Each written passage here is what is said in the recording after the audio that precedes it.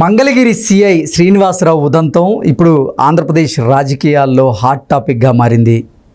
శ్రీనివాసరావు గారు నిన్న జనసేన కార్యాలయానికి షూ వేసుకొని వెళ్ళిన నేపథ్యంలో ఆయన మీద వేటు పడింది.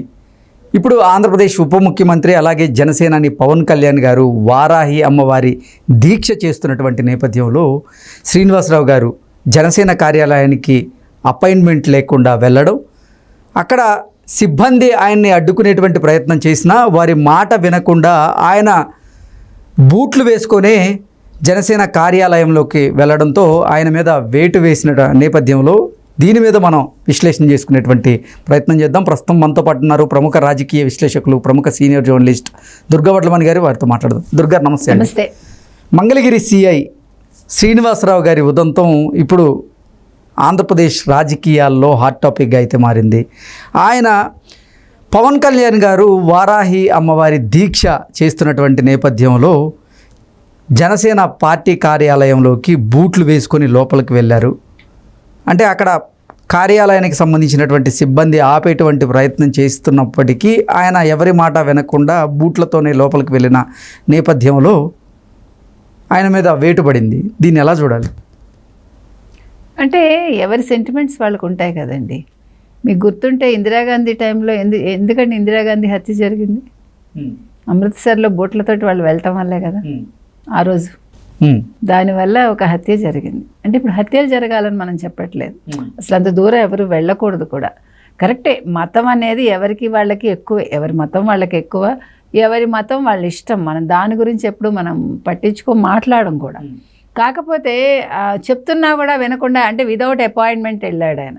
ఇప్పుడు అపాయింట్మెంట్ ఇచ్చారనుకోండి, సరే నా టైం అయింది నేను లోపలికి వెళ్ళాలి అని వెళ్తే అది వేరే విషయం. కానీ అపాయింట్మెంట్ లేకుండా అక్కడ వాళ్ళు చెప్తుంటే కూడా పట్టించుకోకుండా ఆఫీస్లో ఉన్న వాళ్ళు ఆయన లోపలికి వెళ్ళారు, ఆయన పూజ చేసుకుంటున్నారు. అయితే ఇక్కడ పవన్ కళ్యాణ్ ఏమీ కంప్లైంట్ చేయలేదు మీరు తీసుకుంటే కనుక. అయితే అక్కడ ఉండేవాళ్ళు ఉన్నతాధికారుల దృష్టికి తీసుకెళ్తే అక్కడ గుంటూరు రేంజ్ ఐజీ ఎవరైతే ఉన్నారో సర్వశ్రేష్ఠ త్రిపాఠి అన్న ఆయన, ఈయన్ని వేరే చోటకి బదిలీ చేశారు. తర్వాత ఇది త్రిపురాంతకం ఐజీగా ఉన్న వినోద్ కుమార్ గారిని తీసుకొచ్చి మంగళగిరి ట్రాన్స్ఫర్ చేశారు.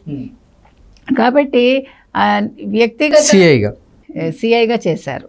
సో వ్యక్తిగతంగా ఎవరిది ఏంటి అనేది కొన్ని సందర్భాల్లో పట్టించుకోవాలి. ఇప్పుడు పూజలో ఉన్నప్పుడు ఎవరైనా డిస్టర్బ్ చేయం, ఏ మతమైనా సరే. మా మతం కాదు అక్కడ, వాళ్ళ నమ్మకాలని మనం ఎవరం కూడా కించపరచకూడదు. సో ఈయన బోట్లతో వెళ్ళటం అనేది తప్పు. ఇంకొకటి, ఇప్పుడు అక్కడ అర్జెంట్ పని ఏమీ లేదండి, నెంబర్ 1. నెంబర్ 2, ముందుగా అపాయింట్మెంట్ తీసుకోలేదు. అంటే సాధారణ రోజుల్లో బూట్లతో వచ్చినా కానీ ఎవరూ పట్టించుకోరు. కానీ అక్కడ అసలు పవన్ కళ్యాణ్ గారు వారాహి అమ్మవారి దీక్షలో ఉన్నారు. వారాహి అమ్మవారి దీక్ష చాలా శ్రేష్టకరంగా భావించి చేస్తూ ఉంటారు.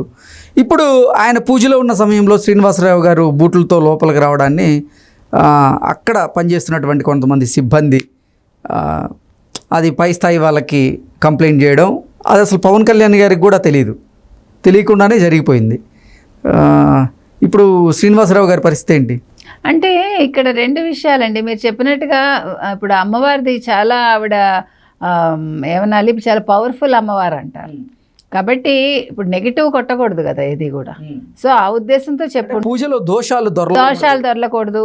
దానివల్ల ఇప్పుడు ఎవరికి కూడా చెడు జరగకూడదు.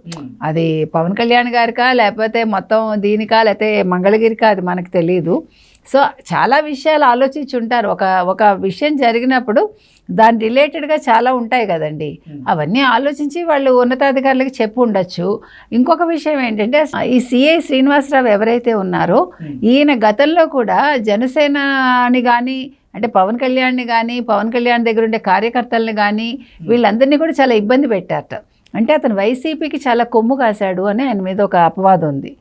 అంటే ఈ సిఐ శ్రీనివాసరావు గారు ఉద్దేశపూర్వకంగానే బూట్లతో జనసేన కార్యాలయంలోకి వెళ్ళారా, లేదంటే అసలు బై మిస్టేక్ ఆయన తెలుసుకోకుండా వెళ్ళాల్సిన పరిస్థితి ఉందా నిన్న? అంటే ఏం చెప్తారు? అంటే ఉద్దేశపూర్వకంగా వెళ్ళారో లేదో మనకు తెలియదండి, కానీ తొందరపాటు చర్య అయితే అది.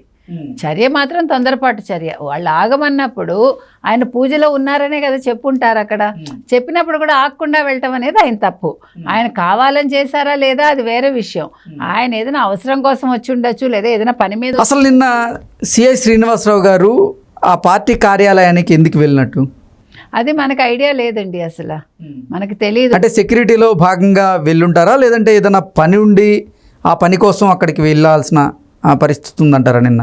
రెండు రకాలుగా కూడా ఉండొచ్చు, మనకు తెలియదు. అంటే ఏదైనా గబుక్కని మాట్లాడడానికి వెళ్ళారేమో నిన్నను. అందులో నిన్న చాలా పెద్ద సభలు జరిగాయి కదా, మీకు గుర్తుండే రామోజీరావు గారి నిన్న సభ జరిగింది. మరి అందుకు సంబంధించి ఆయన ఏదైనా మాట్లాడటానికి వెళ్ళారా ఏ రకంగా అనేది మనకు తెలియదు. ఇప్పుడు నిన్న మహామహులందరూ అక్కడికి వెళ్ళారండి. సినిమా ఇండస్ట్రీ నుంచి వెళ్ళారు, పాత్రికేయ రంగం నుంచి వెళ్ళారు, చాలా పెద్ద పెద్ద వాళ్ళందరూ నిన్న అక్కడే ఉన్నారు కదా, విజయవాడలోనే ఉన్నారు మనకు తెలిసి. సో ఆ అంశంగా ఏదైనా మాట్లాడటానికి వెళ్ళారా, లేదు వ్యక్తిగత పని మీద వెళ్ళారా మనకైతే తెలియదండి. ఏది ఏమైనా కూడా ఒక పని చేసేటప్పుడు అవతల వాళ్ళు వద్దు అన్నప్పుడు ఒక సెకండ్ ఆగితే ఇంత దూరం రాదు. అలాగని దీనికి ఎవరిని నిందించాల్సిన పని కూడా లేదు. వారాహి అమ్మవారి దీక్షని 11 రోజుల పాటు నియమ నిష్టలతో చేస్తూ ఉంటారు. సో దీన్ని అంటే నిన్న శ్రీనివాసరావు గారు ఆ దీక్షకు భంగం కలిగించినట్లు కొంతమంది భావించారా? అందుకే అతని మీద కంప్లైంట్ చేయాల్సిన పరిస్థితి వచ్చిందా అంటే ఏం చెప్తారు? ఉండొచ్చండి. ఇప్పుడు మనం ఒక పూజ చేసేటప్పుడు ఇప్పుడు 11 రోజులు కావచ్చు, 9 రోజులు కావచ్చు, వారాహి పూజ చేస్తారు. ఇప్పుడు అయ్యప్ప దీక్ష కొంతమంది చేస్తారు, భవానీ దీక్ష కొంతమంది చేస్తారు, చాలా దీక్షలు ఉన్నాయి. శ్రీశైలం వెళ్తారు కొంతమంది దీక్షతోటి, తిరుపతి వెంకటేశ్వర స్వామికి మొక్కుకుంటారు. ఈ దీక్షలన్నీ ఎందుకు చేస్తారండి? వాళ్ళు ఏదో ఒక నమ్మకంతో ఒకటి అనుకుని చేస్తారు. ఈయన కూడా గత సంవత్సరం కూడా చేశారని మనం విన్నాం, వారాహి దీక్ష. ఎవరు? పవన్ కళ్యాణ్ గారు. సో ఇప్పుడు జనసేన 10 ఏళ్ల తర్వాత రాజకీయంగా వాళ్ళు నెగ్గడమే కాకుండా పదవులు కూడా పొందారు. మొదటిసారి పవన్ కళ్యాణ్ గారు మొదటిసారి పవన్ కళ్యాణ్ గారు ఎమ్మెల్యేగా గెలిచారు. ఒక మంత్రి పదవి వచ్చింది, ఒక ఉప ముఖ్యమంత్రి పదవి వచ్చింది. మరి ఆయన ఏమైనా సంకల్పం అనుకున్నారేమో మనకు తెలియదు, అందుకోసం చేస్తున్నారు.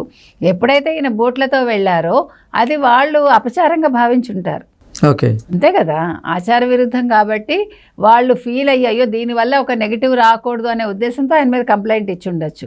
ఏది ఏమైనా మనం ఏ పని చేసినా కూడా కొంచెం ఆలోచించి చేస్తే బాగుంటుందండి. తర్వాత వచ్చే పరిణామాలకు మనం ఎవరిని బాధ్యులను చేయకూడదు. మనం చేసిన తప్పుకి నా మీద కక్షతో చేశారనో లేకపోతే దానికి ఏదో రాజకీయ రంగులు పులవటం ఇవన్నీ చేయకూడదండి ఎవరైనా సరే. సో ఇప్పుడు ఈ సిఐ గారు కూడా ఆయన చేసిన తప్పుకి ఆయనకి ఒక రకంగా ఆయనకు బదిలీ జరిగి ఉంటుందని. అంటే గతంలో జనసేనని అలాగే జనసేన కార్యకర్తల్ని టార్గెట్ చేశారా ఈ సిఐ శ్రీనివాస్ గారు? అవునండి, గతంలో చేశారనే కదా చెప్తున్నారు. ఏ రకంగా చూసుకున్నా ఇప్పుడు గతంలో పోలీస్ వ్యవస్థ అంతా ఎలా ఉందో మనం చూసాం. 5 ఏళ్ళు వాళ్ళందరూ కూడా ఊడిగం చేశారు ఒక రకంగా. పోలీసు శాఖలో నిజాయితీ గల ఆఫీసర్లు మనం ఈరోజు వేళ్ల మీద లెక్క పెట్టచ్చు. అలాంటి వాళ్ళు స్తబ్దుగానే ఉన్నారు. ఇట్లాంటి చేసిన వాళ్ళే అంటే పార్టీ మాట విని లేకపోతే అధికారుల మాట విని లేకపోతే నాయకుల మాట విన్నవాళ్లే ఈ రకంగా ఉన్నారు. ఆ రకంగా ఈయన కూడా ఈ సిఐ శ్రీనివాసరావు కూడా గతంలో జనసేనని చాలా ఇబ్బంది పెట్టారు ఆయన.